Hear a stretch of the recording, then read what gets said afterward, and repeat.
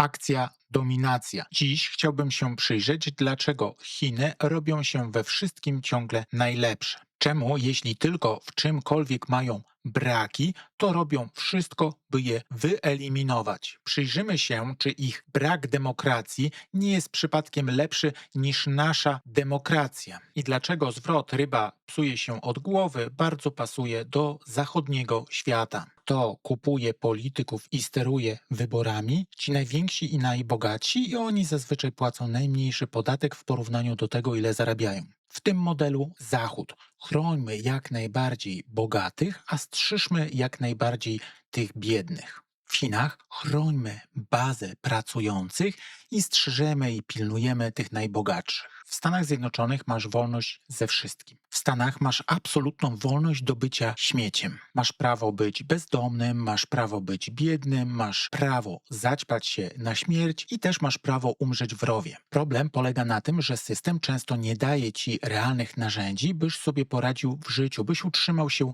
na powierzchni. Nikogo to nie interesuje, czy sobie poradzisz. W Chinach podatek to narzędzie sterowania, nie tylko zbiórka kasy. Dla małych przedsiębiorców często mikroskopijne podatki, a wręcz żadne i bardzo tanie kredyty na rozwój. Dla gigantów pokroju Jack Ma, który zaczął fikać, tu państwo wchodzi z buta. Rozbija monopol, nakłada gigantyczne kary i wymusza wspólny dobrobyt, czyli masz oddać część kasy na biedniejsze regiony. Gdyby Donald Trump żył w Chinach i dumnie powiedział o swojej optymalizacji podatkowej, natychmiast jego majątek skurczyłby się do mikroskopijnych rozmiarów i miałby sygnał: nie śmiej się z innych ciężko pracujących ludzi. Pamiętaj, że to, co masz, nie wypracowałeś tylko sam, a na to złożyło się bardzo dużo pracujących ludzi, więc doceniaj to, co masz i dziel się z innymi. Tutaj odpowiem wam w ciemno, ile taka Polska albo Stany Zjednoczone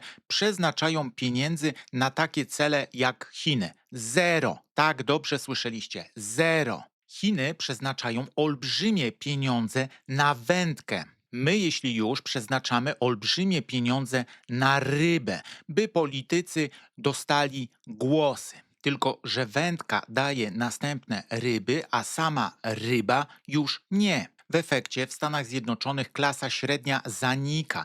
Gdyby Polska była w takim systemie, uwierzcie mi, Sejm świeciłby pustkami. Na korytarzach byłby tylko przeciw.